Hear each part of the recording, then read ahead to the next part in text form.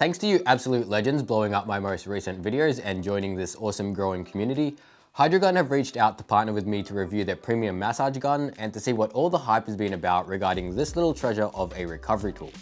Every athlete seems to have jumped on the bandwagon, and even physios seem to be pushing the narrative that the percussive therapy that these guns deliver is a miracle for your muscles after a big workout. And for those of you who know what I'm like at the gym, you know I'm always injured with blown tendons, sprained ankles, popped kneecaps, and as of right now, this nagging golfer's elbow. So this video is something I'm going to enjoy testing to see whether the massive craze of massage guns are actually worth it or just another fad that will be gone by Christmas. Now, full disclaimer, this is a sponsored video, but Hydrogun have given me full control over what my opinions are on their gun, both pros and cons, which just goes to show their confidence in backing their product.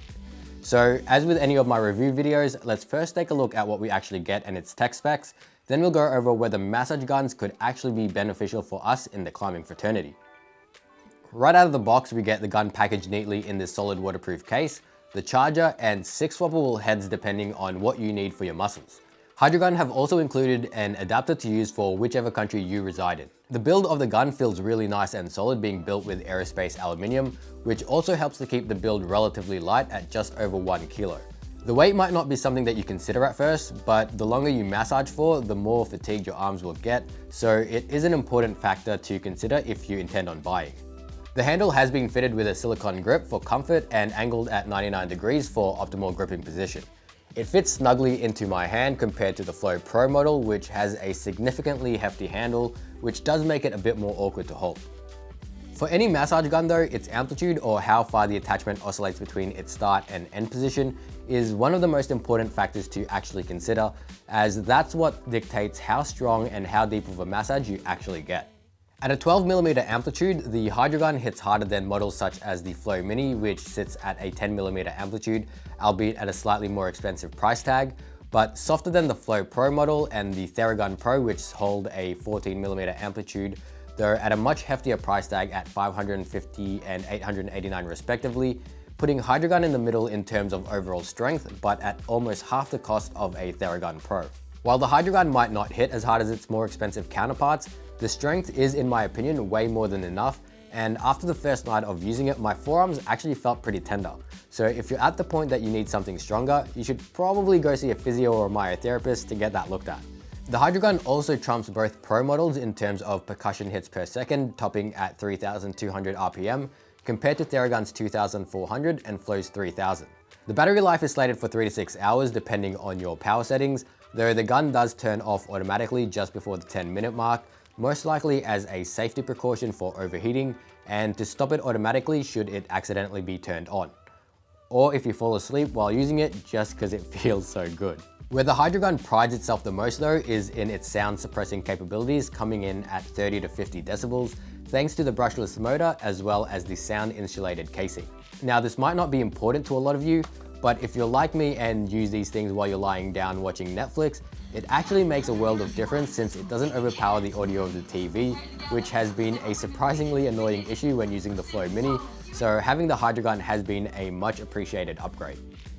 That being said, I have to admit that this really is only applicable to the first 3 settings of the Hydrogun, as once you hit 4, 5, and 6, the sound levels do become comparable to the Flow Mini when it's in use. One of the features I really liked was the inclusion of the stall warning indicator. Essentially, these 3 indicators will light up if the amount of pressure you're pushing with is exceeding the stall force of the motor. That being said, the amount of pressure you need to get one of these indicators to light up really hurts, so instead of using it on myself, I'll demonstrate using Momo. I'm kidding, I used my bed for this demonstration. Now focusing on the heads for a second, the Hydrogun package includes an EVA open cell foam ball for larger muscle groups like your quads and your traps, which I've probably used the most for my golfer's elbow since the softness of the ball allows me to hit around the joint where the tendon is. It also includes the bullet for inner joints or a more targeted massage to use on muscle knots, the fork head for medium-sized muscle groups like your forearms, which is great for us climbers, the flat head for flat muscles like your pecs and your back, and the steel flat and the steel round for those wanting a bit of a harder massage. The heads are made out of a solid PC plastic, and personally I think that the metal additions aren't really necessary since the idea behind it is for a harder impact but the material seems to only be a molded steel cap, which from the sounds of it is hollow. Functionally, it would work just as well without the metal. Aesthetically, it does look nice though. Now I want to focus on massage guns as a whole, and specifically the advantage of percussion therapy as it relates to climbing, since this is after all a climbing channel. Percussion therapy, like I said at the beginning of the video, has been a quickly rising topic in the sports field, but while studies have shown positive results, the extent of the actual effects that it has on the muscles are not as widely documented, with many still inconclusive about its overall effectiveness. This doesn't mean that it doesn't help or it's not effective, but rather the data and the studies that we do have are still in its relatively early stages. A lot of the research though does support the argument that percussion therapy does in fact increase blood flow, and it reduces the onset of DOMS or muscle soreness. The basic principle of massage therapy is to increase blood circulation and get the blood pumping in and around those muscles. Now, in theory, this is one of the best things that we could hear as climbers, since that means prolonging the muscles from tightening up and restricting blood flow for as long as possible, so that it's able to remove the lactic buildup and fight that forearm pump. From that perspective, the use of massage guns could actually be quite effective not only for post-climbing recovery, but rather in both a pre-session warm-up and during an active session as well. By far the biggest advantage I found using my HydroGun is in including it in my pre-workout routine. Its use before a big session means loosening up any extra tension that you might still be carrying, increasing range of motion, and offsetting pump for that little while longer. I really wanted to test how this helped with my golfer's elbow though, with no other prior warm-up, and surprisingly I found that by using it on the affected elbow for 2 to 3 minutes, I could actually climb without the usual pain I'd feel when I would jump on the wall. Now, I would still recommend adding in a proper warm-up routine with stretching and proper muscle and tendon activation before jumping onto your project, just to avoid any sudden strain on smaller joints like your fingers, but the benefits of using a massage gun pre-workout have been my personal favorite.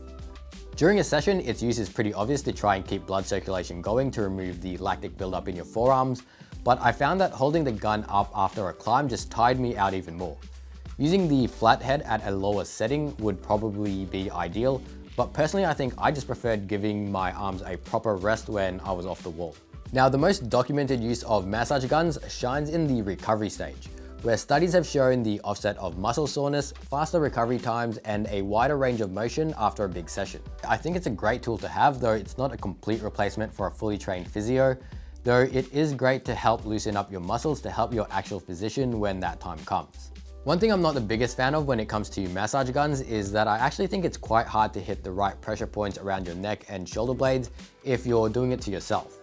I primarily use mine on my forearms, so it's not the biggest deal, but obviously when climbing, your back and shoulders also get a workout and stiffen up, so I do wish there was just an easier way of hitting those spots. I really love that I have my very own massage gun now, and especially the HydroGun, because again, I can use it while watching TV without it being a disruption. And with Christmas just around the corner, for those of you considering grabbing this fantastic gun for yourself or that special someone, I've included a link down in the description if you're interested, and if you use the code BAYOR on checkout, you do get a further $20 off until October 31st. The world of sports is seeing a huge rise in the use of massage guns, and climbing is definitely a strong contender for one of the sports that would benefit strongly from its use. I know I'm going to get comments both for and against, so be sure to share your opinions down in the comments below, because I think it's helpful to everyone else who might be considering adding it to their kit. Thanks again to HydroGun for sponsoring this video, and thank you to all my new subscribers, because this video would never have happened without either of you. Till next time, stay strong, stay safe, and I'll see you soon.